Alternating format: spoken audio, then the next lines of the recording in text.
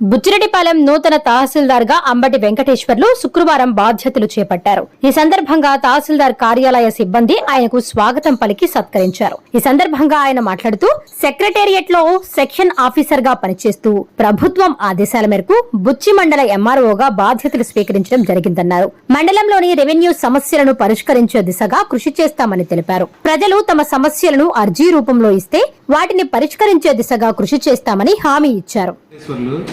నేను ఆంధ్రప్రదేశ్ సెక్రటేరియట్లో సెక్షన్ ఆఫీసర్గా వాటర్ రిసోర్స్ డిపార్ట్మెంట్లో చేస్తూ ఈరోజు మన బుచ్చిరెడ్డిపాలెం తహసీల్దార్గా పదవీ బాధ్యతలు స్వీకరించాను.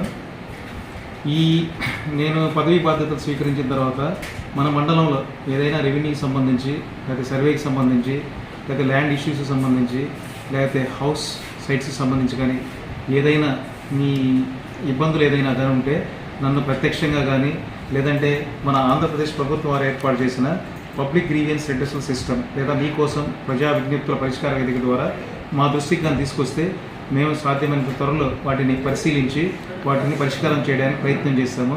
అదేవిధంగా ఇంకా ఎలాంటి సమస్యలైనా ఉన్నా కానీ రెవెన్యూకి సంబంధించి మా దృష్టికి తీసుకొస్తే మా యొక్క స్టాఫ్ అందరితో మేము డిస్కస్ చేసుకొని తర్వాత వాటి మీద ఎలాంటి నిర్ణయం తీసుకోవాలని చేసి వాటికి తగిన పరిష్కారం చేస్తామని తెలియజేస్తున్నాను.